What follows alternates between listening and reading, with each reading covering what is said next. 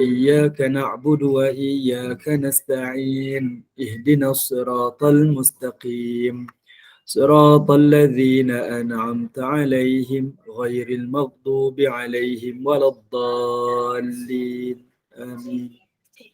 Amin ya Rabbal Alamin. Semoga Allah merahmati dan memberkati kuliah kita di hari Jumaat yang barakah ini. Saya dengan penuh takzim menyerahkan kepada Al-Fadhil Ustaz. Tafadhal mashkura. Bismillahirrahmanirrahim. Alhamdulillahi Rabbil Alamin. Assalamualaikum warahmatullahi wabarakatuh.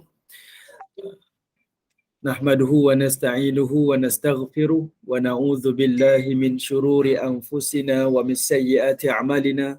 Man yahdihillahu fala mudilla lahu wa man yudlil fala hadiya lahu. Asyhadu an la ilaha illallah wahdahu la syarika lah wa asyhadu anna Muhammadan abduhu wa rasuluh. Amma ba'. Alhamdulillah, pertamanya kita syukur pada Allah Subhanahu wa taala di atas pertemuan kita pada pagi yang barakah ini, iaitu Sayyidul Ayyam, penghulu bagi hari sepanjang minggu itu, dan pada hari yang baik ini moga-moga Allah Subhanahu wa taala memberikan kita kebaikan, pahala, keberkatan dan keredaannya, dan mudah-mudahan di hari-hari yang baik ini kita banyak-banyakkan berdoa kepada Allah Subhanahu wa taala kerana dijanjikan oleh baginda Nabi sallallahu alaihi wasallam pada hari Jumaat ada waktu yang sangat mustajab, cuma tak diketahui bila waktunya. Dan pada hari Jumaat juga dianjurkan kepada kita memperbanyakkan selawat ke atas baginda Nabi sallallahu alaihi wasallam. Mudah-mudahan kita memperolehi syafaat baginda Nabi di hari akhirat dan kita meneladani sunnah-sunnah baginda Nabi sallallahu alaihi wasallam di dunia ini, insya-Allah. Amin ya rabbal alamin. Baik, ibu-ibu, bonda-bonda yang dirahmati oleh Allah Subhanahu wa taala, insya-Allah untuk hari ini kita akan baca satu hadis. Hadis ni panjang dan hadis ni pada muka surat yang hadis muka surat 29 daripada kitab Hadis Qudsi. Hadis berkaitan tentang bab salat. Hadis berkaitan dengan bab salat. Hadis ni panjang. Kalau tengok pada kitab dia ada lebih kurang 4 muka surat. Kita tak baca matan hadis lah. Kita akan terus baca pada terjemahan hadis. Dan hadis ni sesuai dengan musim sekarang, iaitu berkaitan tentang salat dan berkaitan tentang peristiwa Isra' Mi'raj. Okay, berkaitan tentang Isra' Mi'raj. Kita dah bincang ke hadis ni? Belum lagi kan? Belum tak? Sudah ke belum? Belum. Belum Ustaz. Okey, belum. Okey, baik. Bismillahirrahmanirrahim. Tengok hadis daripada Malik bin Sya'sya'ah. Dia meriwayatkan, dia mengatakan bahawa Nabi Allah sallallahu alaihi wasallam, kalau yang ada kitab muka surat 33 kan, tengok pada terjemahan terus. Nabi sallallahu alaihi wasallam menceritakan kepada mereka, iaitu sahabat-sahabat Nabi, tentang malam baginda diisrakan. Apa maksud Isra' Mi'raj? Isra' ni perjalanan malam di bumi daripada Mekah ke Baitul Maqdis. Dan Mi'raj pula adalah perjalanan daripada Baitul Maqdis menuju ke Sidratul Muntaha. Jadi ada transit lah di tengah-tengah tu. Yang jalan di bumi namanya Isra', yang jalannya ke langit itu namanya Mi'raj. Jadi pada malam Nabi diisrakan, ketika Nabi berada, kata Nabi, ketika saya berada di Al-Hatim. Al-Hatim ni dekat mana? Hatim ini adalah kawasan Hijir Ismail. Hatim itu namanya Hijir Ismail sebab bagi zaman Arab, mereka menamakan Hijir Ismail dengan nama Hatim, iaitu maksudnya adalah tempat runtuhan. Hatim itu namanya tempat runtuhan. Kenapa tempat runtuhan?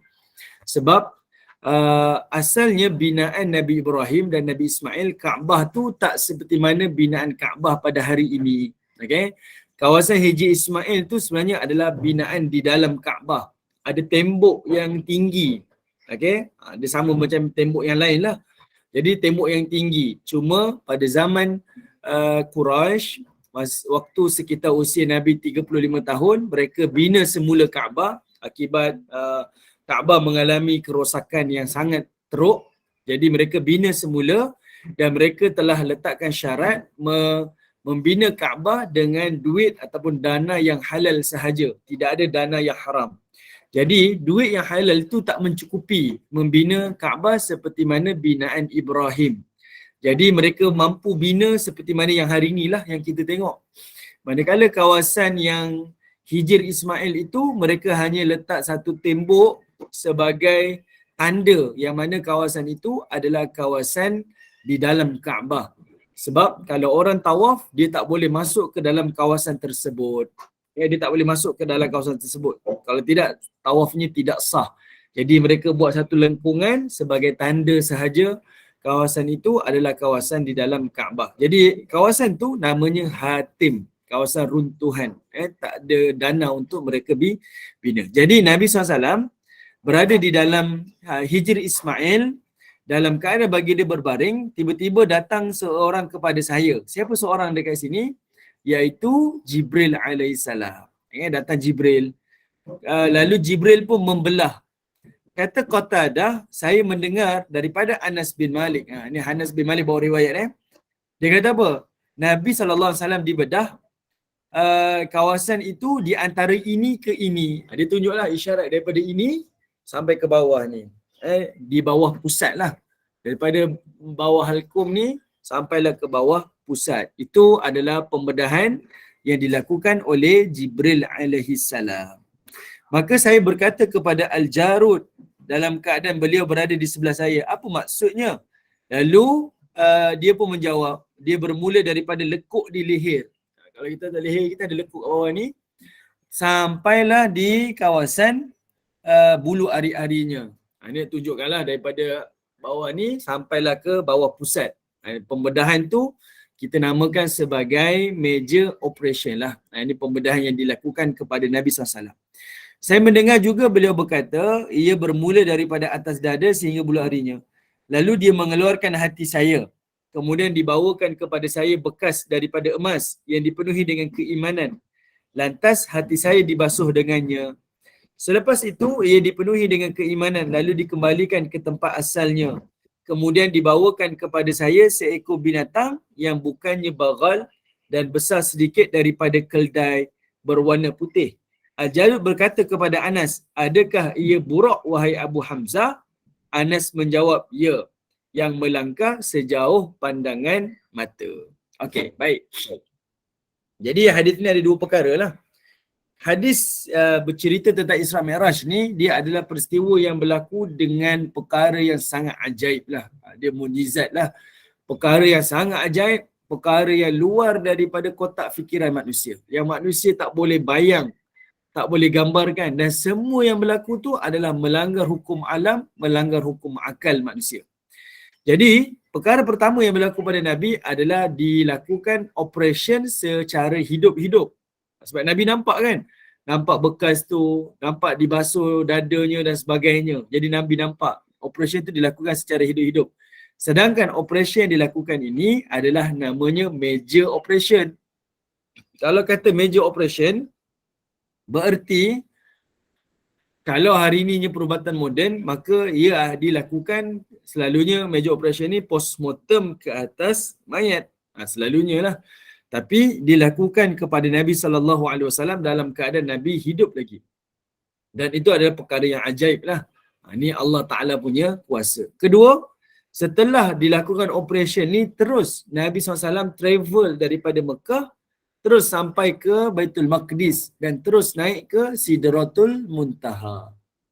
Okay, ni benda yang kita tak boleh terima akal sebab kalau kemampuan manusia setelah operation yang macam tu kritikalnya, sudah tentulah akan dipesan oleh doktor banyak rehat, jangan buat kerja berat, kena ambil masa pulih 3 bulan, 6 bulan, mungkin macam tu. Tapi tidak pada Nabi SAW.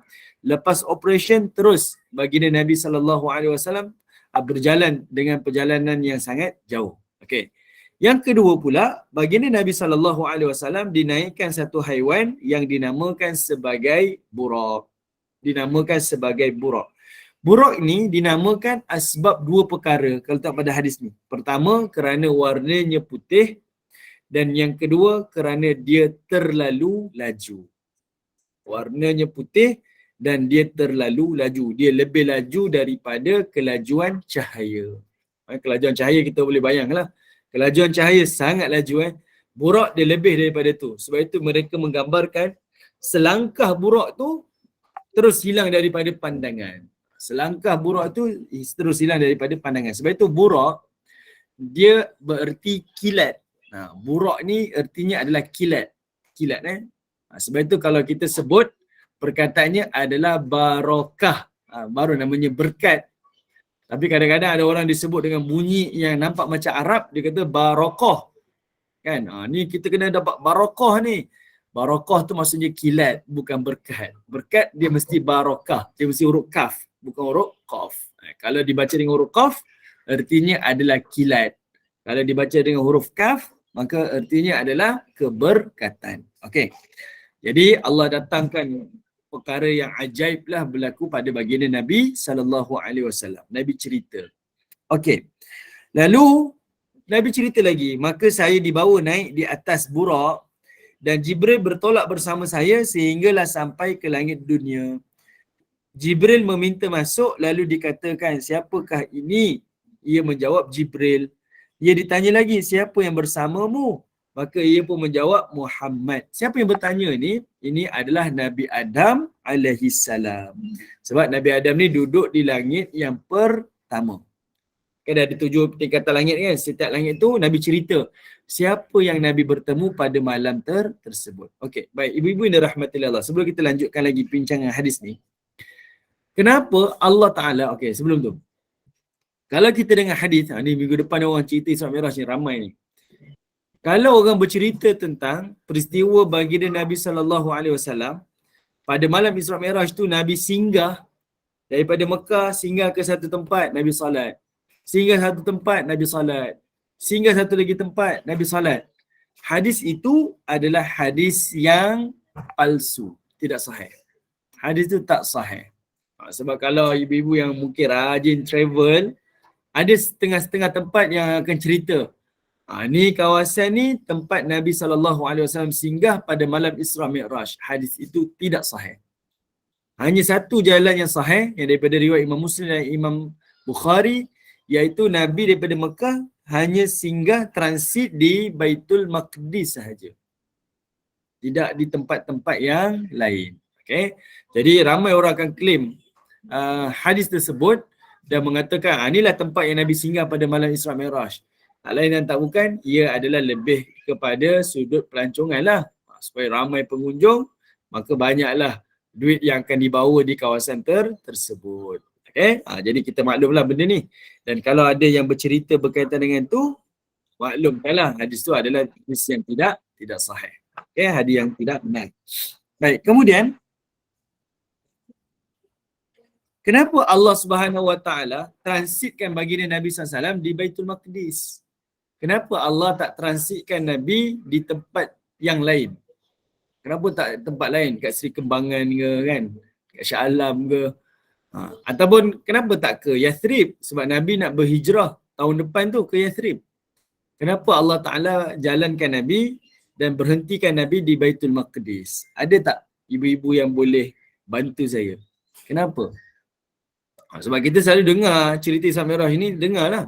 Tapi saya nak bawa ibu-ibu, kita sama-sama cuba perhalusi. Kenapa Allah Ta'ala buat macam tu? Ada yang boleh share? Tak tahu Ustaz, tapi kalau difikirkan balik, Baitul Maqdis tu salah satu kiblat awal. Tak tahulah ada sangkut paut tentang tu. Okey, lagi? Terima kasih. Puan Nazrina lagi. Untuk menunjukkan kekuasaan Allah Subhanahu Wa Taala. Kalau ke negeri lain tak tunjuk kuasa ke? Tak. Kalau ikutkan daripada Kaabah tu terus boleh naik ke Sidratul Muntaha, tak boleh kan? Sebab Nabi akhirnya pergi ke Baitul Ma'mur juga kan? Yang setentang dengan Kaabah tapi berada di langit kan? Kenapa kena singgah Baitul Maqdis? Sebab ada tahu saya jumpa travel yang claim kita kena pergi Baitul Maqdis ni sebab di Baitul Maqdis nanti inilah laluan ke syurga Allah. Ini kita rasa ekstrim lah pandangan ni. Ustaz, saya pernah dengar ayat tu daripada satu kuliah. Dia ada sebut je tu dia kata ni laluan ni hanya Baitul Maqdis saja laluan ke syurga. Ini laluan ni. Jadi kita kena pergi Baitul Maqdis ni. Dia dah jual seat lah tu. Ada juga nabi-nabi yang dilahirkan ataupun di sana Ustaz? Kalau di Di Mesir, Palestin? kalau di Di Mesir, Palestin? Di Mesir. kenapa kena Baitul Maqdis je? Kenapa tak Mesir ke? Ada juga Nabi di Mesir. Ustaz, Nabi Ibrahim ni teka je lah. Nabi Ibrahim alaihissalam lahir di Baitul Maqdis kan? Okay, alright. Dan Nabi Ibrahim Khalilullah. Okay. Jadi sebab Nabi Ibrahim lah. Okay. Related. Teka je, teka. Okay, tak apa. Ya, kita terbukalah. Okay. Baik. Alright, Baitul Maqdis tempat banyak Nabi dilahirkan. Okay, Abang Jalal jawab tu. Okay, saya bagi jawapan dia. Ni ibu-ibu buat nota. Ingat sampai bila-bila boleh cerita kat anak cucu kita. Pertama, okay, terima kasih kepada Bonda Azrina. Betul, sebab waktu itu adalah kiblat yang pertama. Okay. Dia ada 4 sebab. Sebab pertama, sebab dia adalah kiblat yang pertama. Dan waktu tu kiblatnya memang ke Baitul Maqdis.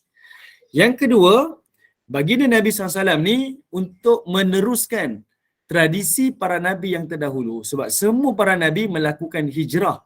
Dan hijrah mereka ke Baitul Maqdis. Okay. Semua para Nabi ni dia berhijrah dan hijrahnya ke Baitul Maqdis. Melainkan Nabi. Hijrah Nabi ke Yathrib.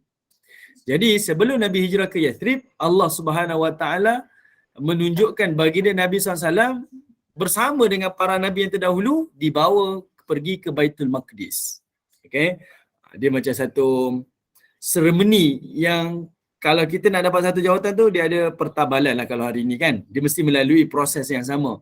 Cuma bezanya baginda Nabi ni Allah Ta'ala bawa. Sebab baginda tak ditetapkan ke Baitul Maqdis tapi ke Yathrib. Okay, itu yang kedua. Yang ketiga adalah nak jadikan Baitul Maqdis ini sebagai agenda umat Islam. Umat Islam kena nampak perhubungan Baitul Maqdis dengan dunia Islam ni adalah sangat rapat. Kalau hari ini kita bayangkan tak ada perjalanan Nabi ke Baitul Maqdis, orang tak akan ingat Baitul Maqdis. Sebab hari ini Baitul Maqdis duduk di bawah wilayah yang bukan Islam. Ya, jadi dengan adanya cerita ni, berlakunya pada Nabi SAW yang Allah Ta'ala Maha mengetahui, menjadikan kita akan cerita Baitul Maqdis tu ada berkaitan dengan Nabi kita dan ada berkaitan dengan kita.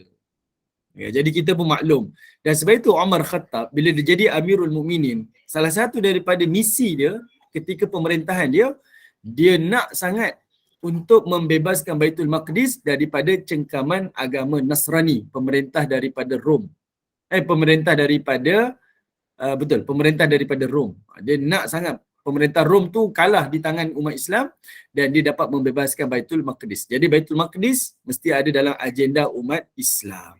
Mana-mana pemimpin Islam dunia ni dia kena ada agenda untuk membebaskan Baitul Maqdis. Itu yang ketiga. Yang keempat, Yathrib tu Madinah. Minta maaf, benda normal lah. Yang keempat, ni lebih utama lagi ibu-ibu. Sebab inilah satu-satunya yang membenarkan perjalanan Nabi pada malam tersebut. Cuba bayangkan ibu-ibu. Kalau baginda Nabi SAW hanya claim, saya malam tadi naik ke langit, tak ada orang boleh membenarkan dan tak ada orang boleh menafikan sebab perjalanan itu perjalanan yang gaib dan tak ada orang pernah naik ke langit. Siapa-siapa boleh claim. Saya pun boleh claim malam tadi saya pergi naik langit. Contohlah. Kan ramai orang taksub pada kita ni, kita pun kata saya naik ke langit malam tadi. Jadi dengan transitnya di Baitul Maqdis, Nabi SAW bercerita kan, Abu Jahal kumpulkan orang Mekah dengan cerita Nabi ni. Lalu Nabi pun bercerita malam tadi saya pergi Baitul Maqdis. Jadi orang Mekah yang bijak-bijak ni dia bertanya pada Nabi SAW. Dia tanya, "Ya Rasulullah, kalau benar kamu sampai ke Baitul Maqdis, cuba kamu ceritakan apa yang ada di Baitul Maqdis." Kenapa orang Mekah bertanya? Sebab mereka ni pedagang. Pergi ke Syam, pergi ke Yaman berniaga. Jadi sebahagian daripada mereka pernah sampai ke Baitul Maqdis ketika mana mereka berjalan berniaga ke Syam. Jadi sebahagian mereka tahu, Muhammad setahu saya dia tak pernah keluar daripada Mekah. Kalau dia pernah sampai ke Baitul Maqdis malam tadi, cuba ceritakan sebab saya tahu. Saya pernah sampai ke Baitul Maqdis. Jadi sebahagian daripada orang Mekah ni tanya pada Nabi SAW. Waktu itulah Allah Ta'ala buka hijab Nabi dan diperlihatkan kepada baginda Nabi SAW. Nah, ini adalah Baitul Maqdis. Lalu Nabi pun cerita warnanya, pintunya, tiangnya, tingkapnya, arkitekturnya, semualah Nabi cerita dan dibenarkan sendiri oleh musyrikin Quraisy. Dia kata apa yang Nabi Muhammad sebut ni? Muhammad sebut ni adalah perkara yang benar. Sebab benda tu adalah jelas. Benda tu adalah jelas. Seperti mana yang kami pernah tengok, itulah Baitul Maqdis. Dan mereka tanya juga, apa yang kamu nampak wahai Muhammad? Lalu Nabi diperlihatkan siapa kafilah pedagang-pedagang yang baru sampai ke Baitul Maqdis yang bakal berlepas daripada Baitul Maqdis. Contohlah hari ni kan, macam tengah live ni kan, ibu-ibu tanya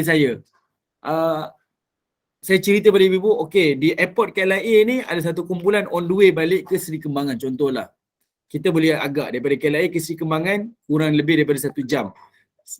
Kumpulan tu sampai ngam-ngam sampai. Jadi mereka membenarkan apa yang dikatakan oleh baginda Nabi SAW itu adalah perkara yang benar. Jadi ini antara sebab kenapa Allah Subhanahu Wa Taala transitkan Nabi di Baitul Maqdis. Ada 4 sebab lah. Tapi yang utamanya kita boleh nampak kat sini adalah untuk membenarkan ucapan baginda Nabi SAW. Tak ada orang yang boleh benarkan. Melainkan inilah salah satu buktinya. Okey? Jelas Baik. Kemudian Nabi SAW naik ke langit. Saya tak baca hadis ni panjang sebab dia akan pengulangan. Langit pertama, Nabi jumpa Nabi Adam. Langit kedua, Nabi jumpa dengan Nabi Yahya, Nabi Isa. Langit ketiga, Nabi jumpa Nabi Yusuf. Langit keempat, Nabi Idris.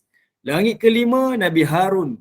Langit keenam, Nabi Musa. Langit ketujuh, Nabi Ibrahim alaihissalam. Soalan saya ibu-ibu, kenapa Allah menjalankan baginda Nabi pada waktu malam? Kenapa tak waktu siang?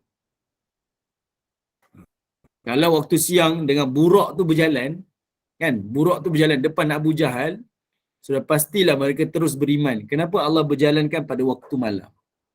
Dan kenapa Nabi SAW naik ke langit-langit ni, Nabi hanya bertemu dengan Rasul-Rasul yang tertentu sahaja? Kenapa Nabi SAW tak dipertemukan dengan semua para Rasul? Dan para Rasul tu tak mengikut turutan.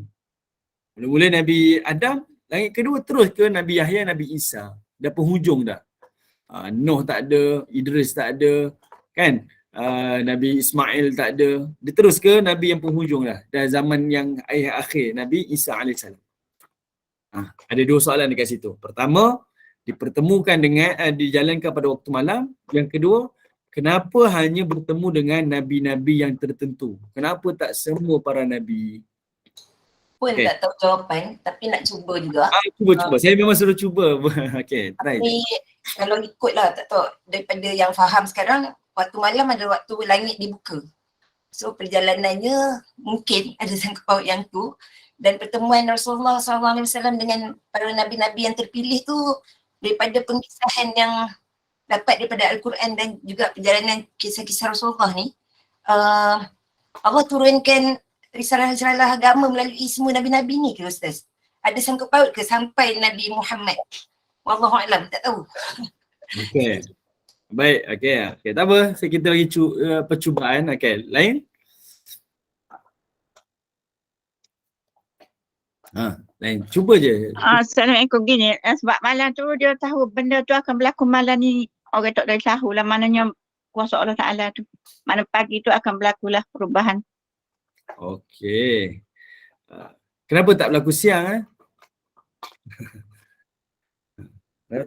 Sebab malam ni kan banyak doa pun dimakbulkan dan perjalanan tu kan daripada Allah Ta'ala buat. Okey, baik. Izin Allah Ta'ala. Okey, baik. Okey, Bonda Rosita, silakan. Terima kasih Bonda. Cik. Assalamualaikum. Salam. Malam ni kan Ustaz, orang semua tidak di luar rumah kan. Jadi benda tu satu rahsia lah kot. Satu rahsia. Rahsia.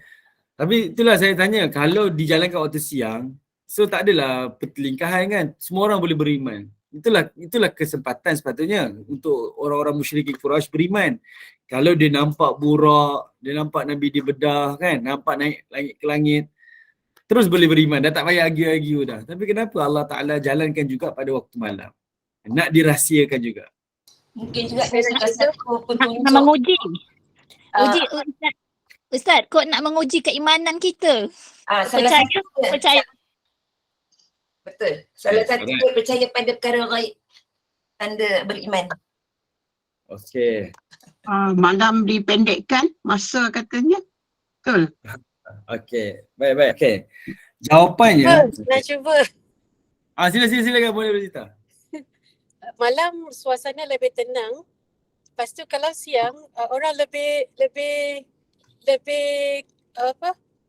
argument sebab aku tak nampak pun aku dekat sana macam tu. Bagi saya lah. Okay. Okay, baik. Okay. Mana waktu yang tepat untuk menyepi, Ustaz? Waktu sunyi. Okay, baik. Alright. Okay, semua jawapan mungkin jadi betul, mungkin jadi salah lah. Tapi sebab para ulama pun tak dapat rungkai. Cuma para ulama datangkan hikmah. Kenapa Allah Ta'ala jalankan malam, tak datangkan siang? Antara sebabnya adalah nak menunjukkan kepada kita waktu berdua dengan Allah tu yang paling terbaik adalah di waktu malam, khususnya di penghujung malam. Sebab malam tu kan Allah Ta'ala kurniakan kepada baginda Nabi satu ibadah yang menjadi penyejuk hati Nabi. Sebab Isra Mi'raj ni dia adalah hiburan bagi Nabi. Kita kena ingat satu je. Isra Mi'raj ni dia adalah hiburan bagi Nabi, hiburan. Sebab itu kalau ibu-ibu baca dalam surah Isra, bila Allah cerita tentang Isra Mi'raj ni, Allah kata subhanallazi asra bi'abdih tu, penghujung ayat nombor 1 tu Allah Ta'ala sebut innahu huwas sami'ul basir. Allah cakap dia maha mendengar dan dia maha melihat. Sedangkan malam tu malam yang ajaib, Allah tak kata dia maha perkasa. Allah kata dia maha melihat, maha mendengar. Sebab apa? Sebab Allah Ta'ala nak cerita Isra Mi'raj ni dia adalah hiburan bagi Nabi. Sebab sebelum berlaku Isra Mi'raj, Nabi telah mengalami ada 4 ujian yang paling berat. Ada 4 ujian berat. Okay? Kematian pakciknya, kematian isterinya, dihalau daripada Taif, dan baginda Nabi SAW telah dipulaukan selama 3 tahun. Jadi, kesusahan Nabi tu Allah pujuk hati baginda Nabi SAW, Allah bawa Nabi pada malam Isra Mi'raj. Jadi pada malam tu juga Allah tunjukkan Nabi dibawa jalan kan. Jadi mungkin kita dalam hati kita kata, untunglah baginda Nabi dibawa berhibur dengan cara macam tu, dengan perjalanan yang sangat hebat, naik ke langit, bertemu dengan Allah Ta'ala. Lalu Allah Ta'ala nak kurniakan kepada umat manusia, kamu pun boleh berhubung dengan aku tanpa hijab melalui ibadah salat. Seperti mana baginda Nabi boleh berhubung dengan Allah tanpa ada hijab, maka begitulah dengan umat manusia hari ini boleh berhubung dengan Allah tanpa hijab, tak ada perantara melalui ibadah salat. Dan waktu yang paling afdal adalah waktu malam, seperti mana yang baginda Nabi dijalankan oleh Allah pada waktu malam. Sebab itu Nabi SAW, bila Nabi cakap dengan Bilal, Nabi tak kata Bilal azan. Nabi tak kata itu, Bilal azan. Tak, Nabi kata apa? Arihna bis-salah ya Bilal. Arihna bis-salah ya Bilal. Nabi kata apa? Wahai Bilal, rehatkan kami dengan salat, rehatkan kami dengan salat. Maksudnya Nabi suruh Bilal bin Rabah melaungkan azan. Tapi Nabi guna perkataan arihna bis-salah. Rehatkan kami dengan salat. Kita hari ini salat penat. Nabi dulu salat itu adalah rehat. Sebab macam mana Nabi terhibur dalam malam Isra Mi'raj tu, macam itulah Allah tunjuk kamu masih lagi boleh berhibur dengan aku melalui ibadah salat. Okey, itu antaralah yang disebutkan oleh para ulama. Okey, yang kedua, kenapa Allah Ta'ala pertemukan dengan nabi-nabi tertentu, tak seluruh para nabi, di tingkatan-tingkatan yang tertentu? Sebab semua para nabi yang Nabi bertemu pada malam tersebut, semua dia punya sejarah hidup dia akan berulang dalam kehidupan Nabi. Yang ini adalah cara Allah Ta'ala mendidik Nabi, mentarbiah Nabi, dan Allah Ta'ala mempersiapkan baginda Nabi SAW untuk menghadapi hari-hari yang mendatang. Okay? Nak menghadapi hari-hari yang mendatang tu, hari-hari yang akan datang ni, Nabi akan tempuh suasana yang lebih susah lagi. Sebab Nabi akan berhijrah, jadi pemimpin negara, dan baginda Nabi SAW akan menempuh banyak peperangan demi peperangan. Jadi Allah Ta'ala persiapkan Nabi dengan melihat sejarah para Nabi yang terdahulu. Sebab itu kita sebut history is repetition lah. Sejarah itu adalah pengulangan. Semua sejarah ni adalah pengulangan. Yang beza adalah watak dan tempat. Sebab itu kalau kita selalu dengar orang kata apa? Kalau nak berjaya, tiru je orang berjaya. Nak gagal, tiru je orang gagal. Sebab benda tu adalah repetition. Yang bezanya adalah watak orang yang berubah, tempat je berubah. Tapi bendanya sama. Contohnya macam mana? Okey. Langit pertama Nabi jumpa dengan Nabi Adam. Apa ziarah hidup Adam? Adam ni dikeluarkan daripada syurga dan dia berpindah ke dunia. Baginda Nabi SAW, lepas Isra Mi'raj, apa yang berlaku pada Nabi? Nabi dikeluarkan daripada Mekah dan Nabi SAW berpindah di Madinah Al-Munawwarah. Nabi dipersiapkan macam tu supaya Nabi ni ready. Tak ada terkejut-terkejut dah. Nabi ready dalam keadaan bersedia apa yang berlaku pada baginda Nabi SAW. Cuba bayangkan ibu-ibu. Kita dulu belajar, kita tak tahu apa yang akan mendatang tahun kedua, tahun ketiga, final year.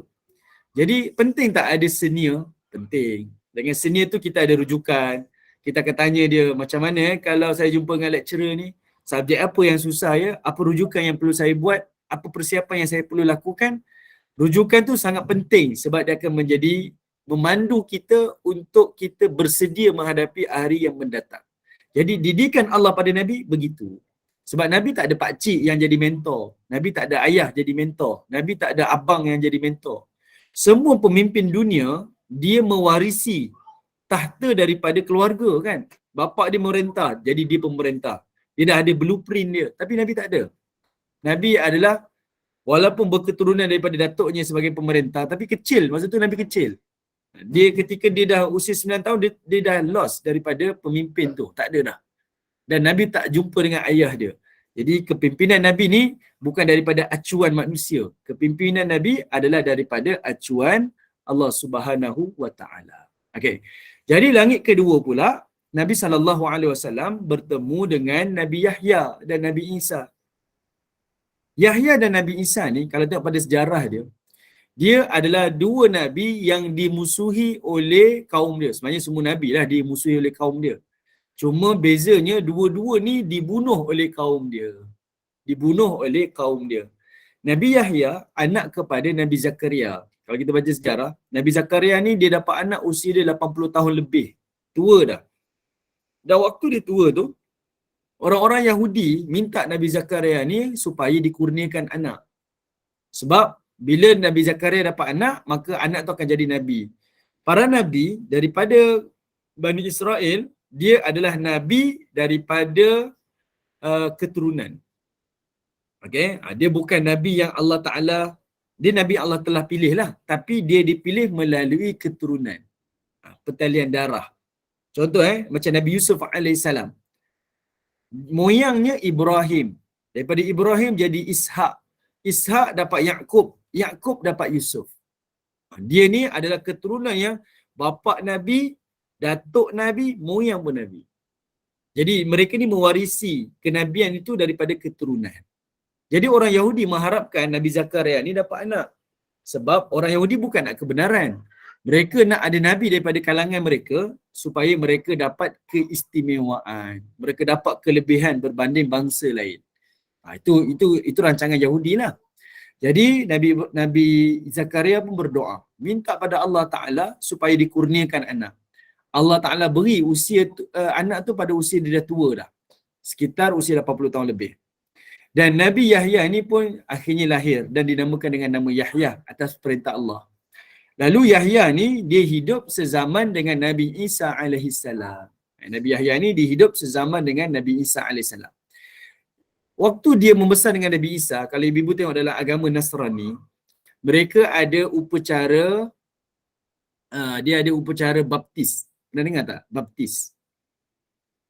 Kan? Pernah dengar? Ada istilah baptis. Baptis ni upacara yang diambil sempena perbuatan Nabi Yahya kepada Nabi Isa. Iaitu dimandikan Nabi Isa alaihissalam. Okay. Itu namanya baptis. Okay. Jadi kalau ibu-ibu Google ke YouTube ke tengok baptis ni, dia akan rendamkan kepala penganut dia. Kecil ke besar dia akan rendamkan dalam air lalu diangkat. Dia dikira baptis ni. Dia secara officialnya Nasrani. Macam itulah. Peristiwa tu Nabi Yahya mandikan Nabi Isa di satu sungai, namanya Sungai Jordan. Kalau ibu pergi Jordan ada satu tempat tu disucikan oleh Nasrani ni sebagai tempat baptis Nabi Yahya dengan Nabi Isa. Kita nak kata apa? Nabi Yahya dan Nabi Isa ni hidup sezaman. Dan mereka ni satu keluarga sebenarnya. Okay, satu keluarga. Dia hidup sezaman. Nabi Yahya, bila ada Nabi Isa, orang Yahudi tolak Nabi Yahya. Sedangkan Nabi Yahya masa dia nak lahir tu semua orang sambut, happy. Sebab para Nabi daripada kalangan Bani Israel tu tak habis, ada lagi. Happy. Tapi bila Nabi Yahya membesar, orang Yahudi tak suka Nabi Yahya. Sebab apa? Sebab dia nampak Nabi Isa lebih powerful daripada Nabi Yahya. Kecil-kecil lahir tak ada bapa. Kemudian lahir je boleh bercakap. Kemudian dah besar pula, dia lebih hebat lagi pada zaman dia. Dia boleh sembuhkan penyakit-penyakit yang kritikal. Bahkan dia boleh hidup orang yang mati. So dia tengok Nabi Yahya ni tak ada function. Nak kata dia ni membawa kitab baru pun tak juga. Kita pun dengan nama Nabi Yahya pun tak berapa kenal sangat kan. Cerita-cerita dia kurang sikit lah. Jadi bagi orang Yahudi, Nabi Yahya ni tak ada function. Apa yang dia buat? Mereka gergaji kepala Nabi Yahya. Kan? Dia gergaji kepala Nabi Yahya. Dibunuh Nabi Yahya tu. Jadi yang tinggal adalah Nabi Isa. Jadi orang Yahudi mengharapkan Nabi Isa ni jadi Nabi yang diagungkanlah dalam kalangan orang Yahudi. Tapi akhirnya Nabi Isa pun dibunuh oleh orang Yahudi. Kenapa? Bila Isa membesar, Isa tak membawa ajaran Taurat, meneruskan ajaran Nabi Musa. Tapi Nabi Isa membawa ajaran syariat yang baru melalui kitab Injil. Jadi orang Yahudi bencilah. Kita nak dia bawa Taurat, dia bawa kitab baru, syariat baru, tak meneruskan agama nenek moyang dia. Lalu dia pun bunuh Nabi Isa AS. Tapi Allah Ta'ala telah mengangkat Nabi Isa. Akhirnya, end up dia, akhirnya tidak ada lagi para Nabi daripada kalangan mereka. Selesailah. Jadi sejarah hidup dua Nabi ni akan berlaku pada Nabi. Sebab Nabi SAW jadi terfikir. Nabi SAW disayangi oleh orang Quraisy, dijaga oleh orang Quraisy, diberikan gelaran Al-Amin, tapi orang Quraisy akhirnya membenci Nabi, memusuhi Nabi, bahkan nak sampai membunuh baginda Nabi SAW. Seperti mana berlaku pada Isa dan Yahya, itulah yang berlaku kepada baginda Nabi SAW. Naik langit ketiga, jumpa dengan Nabi Yusuf AS. Kita bincang dengan Nabi Yusuf dulu kan, satu surah panjang kita bincang. Daripada kecil sampai besar, Yusuf ni sentiasa dimusuhi dan sentiasa mengalami ujian demi ujian. Banyak ujian, satu ujian kan. Dan Allah Ta'ala nak bagi tahu pada Nabi SAW pun akan menghadapi ujian-ujian seperti itu. Satu ujian ke satu ujian, satu ujian ke satu ujian. Dan ujian itu tak berhenti-henti. Tak akan berhenti-henti. Yang ini saya dah bincang pada ibu-ibu kan. Kenapa lagi kita beriman, lagi banyak ujian? Sebab ujian itu untuk menjadi proof, membuktikan yang kita ni benar-benar beriman. Dia tak sekadar klaim di lidah saja, tapi kita memang menunjukkan kesungguhan kita nak jadi orang mukmin, nak jadi hamba Allah, maka Allah datangkan ujian-ujian tersebut. Okey? Baik, panjang lagi lah, nanti jumpa Nabi Idris, Nabi Musa, Nabi Harun, Nabi Ibrahim alaihissalam. Okey? Baik, kenapa last sekali jumpa Nabi Ibrahim? Kenapa last sekali jumpa Nabi Ibrahim?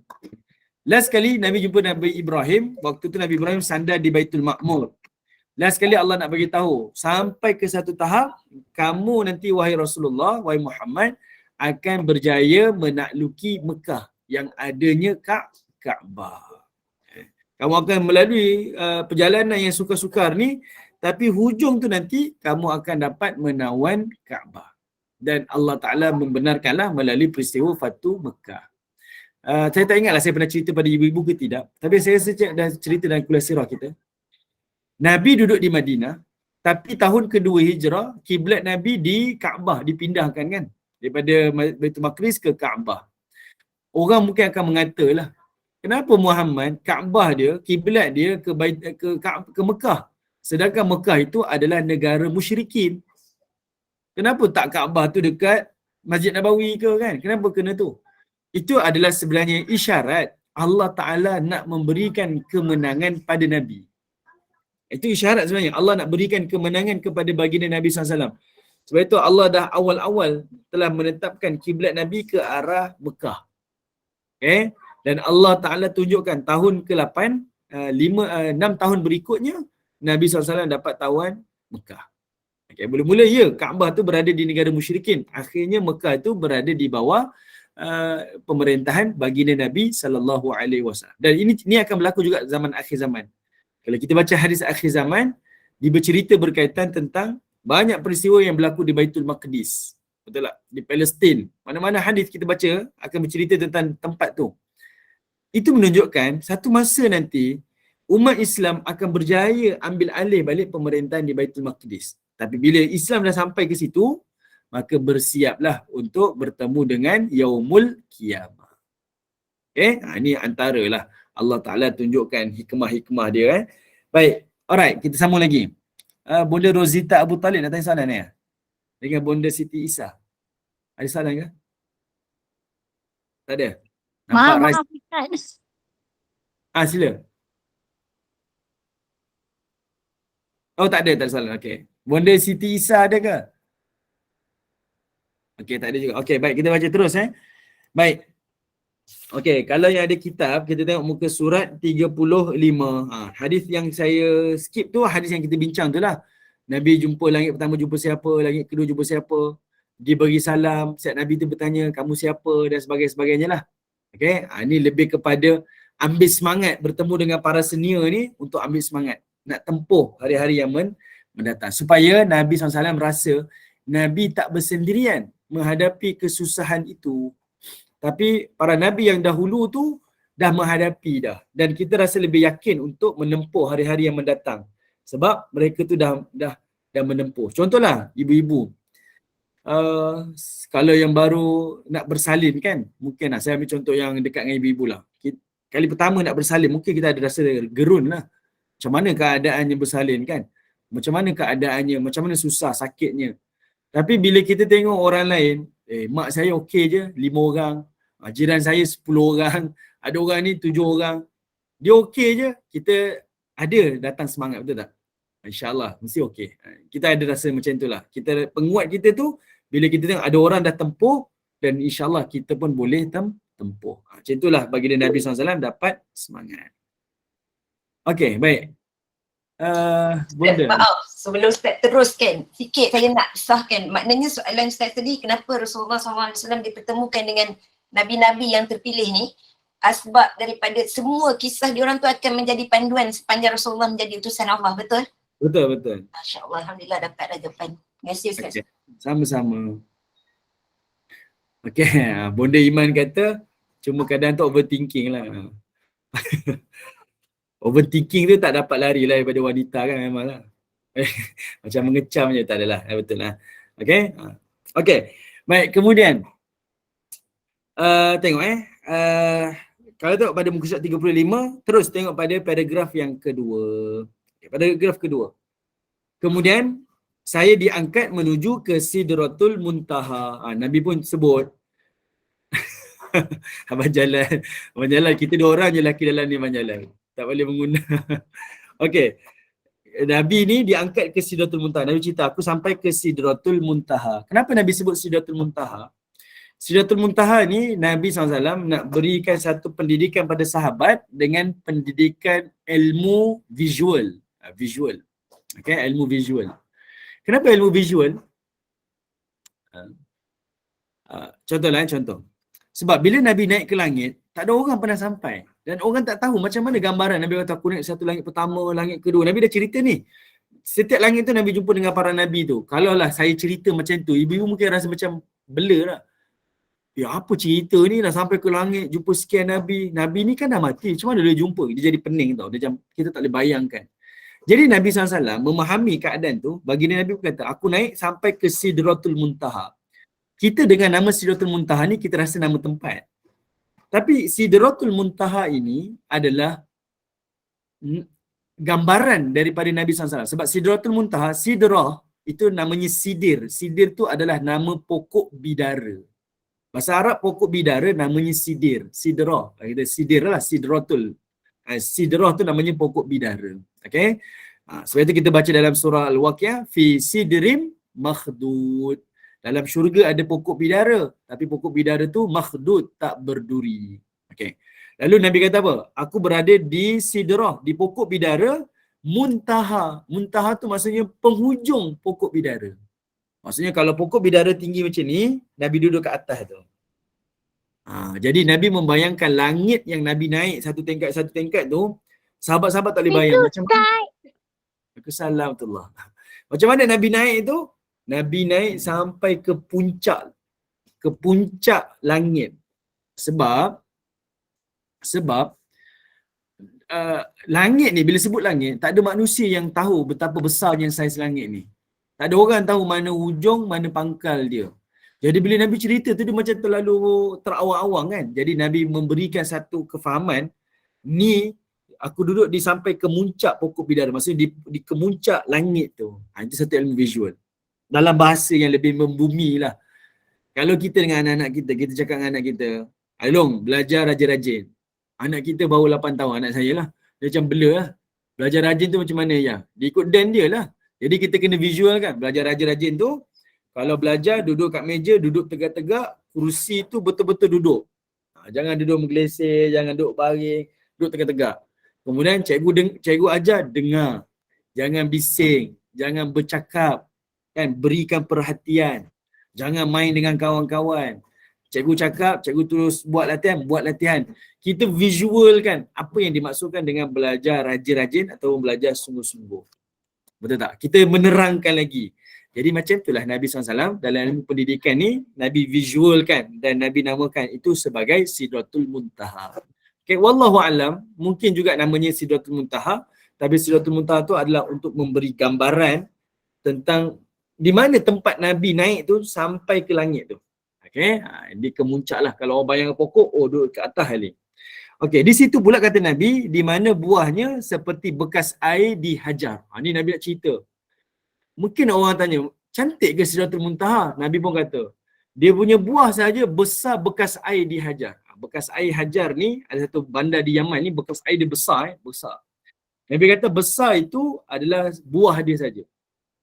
Manakala dia punya daunnya adalah seperti telinga gajah. Daunnya saja sebesar telinga gajah. Okey. Kenapa Nabi bayangkan buah dan daun tu besar? Okey, maksud besar ni, buahnya besar, daunnya besar sampai besar macam telinga gajah. Besar ini untuk menunjukkan kecantikan, menunjukkan keindahan dan menunjukkan kesuburan. Saya tak tahulah nama filem. Saya tak tahu nama filem. Kalau dulu saya pernah tengok lah budak-budak tak cerita. Kalau budak-budak masuk ke alam fantasi dia, ada satu cerita tu saya tak ingat. Dia cerita dia masuk ke dunia coklat. Semua yang dibayang tu semuanya coklat dengan candy kan. Dia punya sungai dia punya pokok dia punya itu, dia punya ni. Willy Wonka. Ya kot, saya tak tahu. Pelakon dia Jim Carrey. Bukan Jim Carrey. Siapa entah nama pelakon dia. Dia ada seorang watak yang duduk kat dunia coklat tu, budak-budak datang kan. Macam mana mereka membayangkan alam fantasi tu? Yang cantik tu. Buahnya besar, daunnya besar, betul? Itu satu gambaran lah. Itu satu gambaran. Okay, nak cerita cantik. Bukan nak cerita benda tu menakutkan. Okay, dia jadi membayangkan benda tu indah, cantik, sempurna macam tu. Ataupun ibu-ibu pernah dengar tak kalau kita ada kawan-kawan yang pergi luar negara? Oh, Johnny Depp. Minta maaf. Salah. Tak kenal lah, minta maaf. Okay, contohlah. Kita pernah tengok orang cerita pergi luar negara kan. Dia kata, saya dah pernah sampai dah negara Eropah ni. Negara Eropah ni, kalau tengok labu dia, besar labu dia macam ni. Itu gambarannya apa ibu-ibu? Bila cakap, buah labu saya ni besarnya macam ni. Gambarannya apa? Subur, kawasan tu ada zat tanah molek. Kita nampak subur, kita dia tu, subur wow, tu. hebatnya buahnya. Besar macam tu kan. Mangga dia dah besar-besar macam ni. Dia punya buah apple dia besar-besar penumbuk. Kita dengar tu, takut ke kita rasa sedap? Mesti manis. Mesti hebat. Macam itulah baginda Nabi SAW bila digambarkan Sidratul Muntaha tu, pokoknya macam ni, daunnya macam ni. Sekejap saya ambil charger.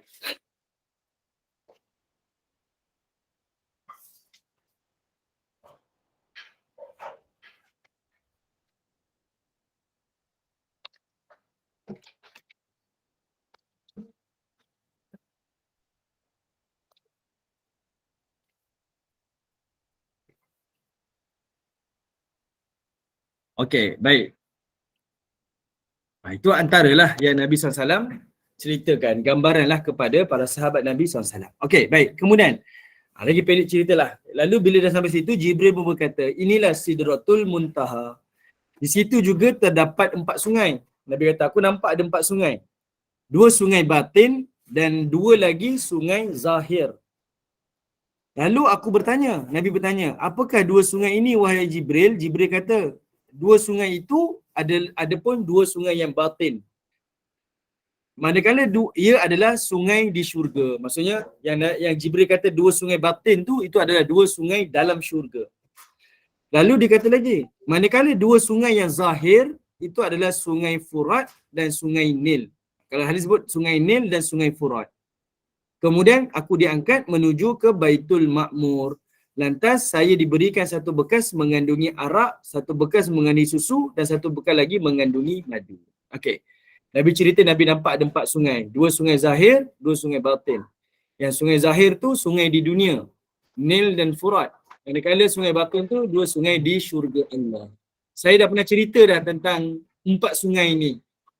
Apa maksud kepada hadis ini ibu-ibu? Yang Nabi nampak ada 2 sungai zahir, 2 sungai batin ni. Apa yang disebutkan oleh para ulama hadis tentang 4 sungai yang Nabi nampak? Ada ibu-ibu yang ingat tak? Kenapa Nabi diperlihatkan dengan 4 sungai ni? Pun tak tahu, banyaknya ilmu tak tahu pagi ni, Masya Allah. Tak tenang hidup. Janganlah macam tu. Banyak ilmu hari ni boleh masuk ni. Ya, kan, semua. Tulis dah ni. Dia tulis cantik dah ni. Dalam. Nak uraikan tak payah lagi ni. Di luar fikiran, benda tu kita boleh makan. Di sini tak boleh. Bagus Ustaz bagi soalan sini. Kita Okey. Okey, insya-Allah lah kita kongsi-kongsi. Ini bukan sebab saya nak try tak ya. Kita nak berkongsi kan. Sebab ni minggu depan ni untuk cerita ni. Salamullah. Ya. Penguasaan Israel. Penguasaan Sungai. Ismail. Okey, baik. Itu satu. Okey, Bonda Zahara tadi saya dengar ada nak cakap tadi. Apa dia? Bonda Zahara Muhammad. Bukan? Tak ada Okey. Sungai-sungai tu yang dicipta di sana tu yang tidak terlintas di fikiran kita di dunia ni. Macam sungai Arak. Sini tak boleh minum tapi sana boleh minum. Okey, baik. Okey, baik. Alright. Ni pandangan para ulama lah, ni bukan pandangan saya ni. Terima kasihlah pada bonda-bonda yang apa? Yang memberikan kita kata pandangan masing-masing kan. Okey, para ulama hadis menyebutkan kenapa Nabi diperlihatkan dengan 4 sungai ni, 2 sungai di dalam syurga Allah. Tak diketahuilah sungai mana tapi ditunjukkan. 2 sungai lagi adalah sungai yang ada di bumi, sungai Nil dan sungai Furat. 2 sungai ni para ulama hadis tak terjemah. Inilah sungai daripada syurga. Ibu-ibu jangan nanti diingat ataupun ada penceraman nanti kata ini sungai yang ada di syurga yang mengalir sampai ke bumi. Tak, itu bukan tafsiran para ulama. Tidak. Salah. Yang disebutkan yang Nabi nampak 2 sungai itu, ingat, Isra Mi'raj adalah peristiwa hiburan bagi Nabi. Allah nak pujuk Nabi, Allah nak gembirakan Nabi setelah menghadapi ujian-ujian yang berat. 4 ujian yang saya sebut tadi tu. Jadinya, bila Nabi nampak sungai Nil dan sungai Furat, Nabi lebih rasa happy. Dan Nabi bertambah yakin dengan kerja dakwah Nabi. Sebab apa? Allah tunjukkan kerana sabar kamu, cekalnya kamu dalam berdakwah, hasilnya 2 sungai ni 2 sungai utama ni, sungai Nil, sungai Furat ni sungai utama. Ramai orang akan duduk dekat sungai ni dan semuanya adalah orang mukmin, beriman dengan Allah dan beriman dengan Rasulnya. Nabi ni diperlihatkan dia punya hasil dakwah dia. Kenapa? Kalau ibu-ibu tengok sungai Nil, banyak negara yang bertumpul dekat sungai Nil zaman dahulu sampailah zaman hari ni. Siapa juga? Pertama Mesir. Kedua Sudan. Ada Sudan Utara, ada Sudan Selatan. Ketiga, dia ada negara Tanzania. Keempat, ada Habsyah, Ethiopia. Kelima, dia ada Kongo. Keenam, dia ada Kenya. Yang ketujuh, ada satu lagi negara. Dia ada 7 negara yang menghimpit sungai Nil saja. Sungai Nil tu dia menjadi nadi kehidupan rakyat. Maksudnya rakyat ni, macam mana asal manusia boleh hidup kat kawasan tu? Sebab ada sungai ni. Ada hasil lah. Dia makan ikan, jadi kawasan pengangkutan, bla bla bla bla. Semua kawasan ni semua jadi beriman. Sebab Nabi duduk di zaman Mekah ni. Orang Mekah tolak dakwah Nabi. Nabi minoriti. Jadi Allah perlihatkan, Muhammad kamu jangan risau. Ni benua Afrika ni, sungai tu berapa ramai negara tu, berapa bilion manusia, semua beriman. Kalau kamu tak teruskan dakwah kamu, tak cekal, Kamu tengok ni hasilnya nanti, hasilnya. Dan satu lagi Nabi ditunjukkan Sungai Furat, Euphrates kan, Sungai Furat. Furat ni negara Turki sampai ke Syria, sampai ke Iraq. Dan dia sampai ke negara-negara Teluk lah. Air itu mengalir sampai ke negara Teluk, Kuwait dan sebagainya. Dan semua negara ni yang jadi kita saksi, yang duduk menghempit dua sungai ni, dan duduk di antara dua sungai ni, semua negara Islam pada hari ini. Nabi diperlihatkan hasilnya. Cubalah ibu-ibu kita bayangkan hari ni, kita rasa susah bekerja kan. Saya baru ni saya dengar ada orang dia share dekat radio. Dia kata dia pernah lalui zaman susah. Lalu DJ tanya, macam mana kamu susah? Dia kata saya pernah susah sampai satu hari baru kahwin, saya nak makan tak ada beras. Tak ada beras, duit tak ada ni, 1 sen pun tak ada beras. Beras langsung tak ada. Jadi lapar ni, suami isteri lapar, balik kerja lapar. Jadi isteri dia kata tak apalah bang, saya masak. Tapi kita ada tepung gandum je. Kita makan gandum ni. Makan tepung gandum ni lah. Tak tahulah buat cekodok ke apa kan dia nak buat. Lalu isteri dah siap bancur dah semua, dah isi minyak. Petik api, gas habis. La ilaha illallah. Dia nak cerita zaman dia susah tu. Gas pun tak ada. Gas tak ada, dia fikir macam mana saya nak masak ni. Dia pun kata, okeylah kita pindahkan gas tu masuk ke periuk nasi. So dia masak cekodok tu dalam periuk nasi. Dan dia katalah, hari ni dia boleh beli makanan yang lebih mahal lah. Steak lah, apalah. Tapi dia rasa pengalaman susah tu lebih bernilai daripada steak yang dia beli hari ni lah. Okay. Bayangkan waktu dia zaman susah tu, Allah tunjukkan kepada dia, kalau kamu sabar sikit, kamu tengok ni, kamu boleh makan steak lepas ni, kamu duduk rumah banglo, kamu boleh berjaya macam ni, kamu dapat jawatan macam ni. Apa rasa orang ni? Dia diperlihatkan dengan dia punya hasil dia, result dia. Mestilah dia akan rasa, saya punya ujian ni sikit je, saya sabar sikit saya akan jadi lebih berjaya kan. Sebab dah dipertunjukkan. Macam itulah dengan baginda Nabi SAW. Sebab ni malam hiburan ni. Malam yang Nabi nak dipujuk oleh Allah untuk terus kuat berdakwah dan bekerja keras. Okay, sebab itu Nabi pulang daripada Isra Mi'raj, Nabi lebih bersemangat, Nabi lebih bertenaga untuk berdakwah. Okey. Akhir sekali ibu-ibu, kita tak habiskan hadis ni, nanti kita jumpa lagi minggu depan, kita bincang lagi. Iaitu Nabi pun naik sampai ke Baitul Ma'mur, Nabi diberi 3 hidangan, madu, susu dan juga arak. Dan Nabi memilih susu. Dan Jibril kata ia adalah fitrah yang kamu serta umatmu berada di atasnya. Sebab 3 minuman ni halal. Satu halal lah di hari akhirat yang halal. Satu lagi pada zaman Nabi naik ni zaman Mekah. Zaman Mekah arak belum diharamkan. Arak tu belum diharamkan. Arak tu diharamkan di zaman Madinah, bukan di zaman Mekah. Okay? Zaman Mekah sahabat-sahabat Nabi ada yang masih lagi minum arak. Jadinya Nabi memilih susu. Dan sebab itu Jibril kata itu adalah fitrah. Maksudnya Nabi ni fitrah. Fitrah dia memang suka kepada perkara-perkara kebaikan. Bukan atas syahwat dia.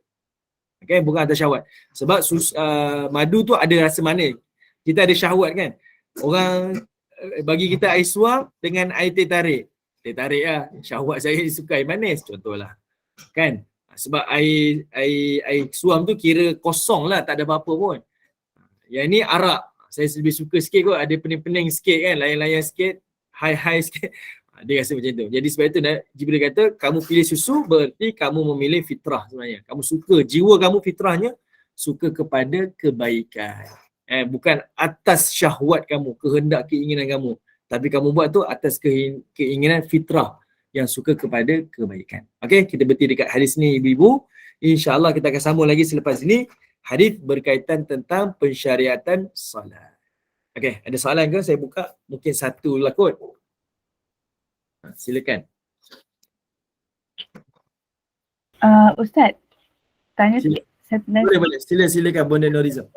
Okey, maknanya bila kita tengok kisah Nabi tu, pengajaran yang boleh kita ambil, maknanya di saat kita rasa sedih, di saat kita rasa guna gelanda, jadi apa yang perlu kita buat, macam kita kena beri masa kita untuk bersama dengan Allah kan. Lepas tu macam kat situ lah kita akan rasa feel good balik. Macam pula kita kena kita kena ambil pengajaran daripada kisah-kisah Al-Quran tu. Jadi kat situ lah dia akan beri kita rasa semangat. Maksudnya bukan kita je alami ujian tu, tapi sebenarnya kita punya contohnya kita punya Nabi pun ada ujian yang sama kan. Jadi kat situ dia akan membuatkan kita rasa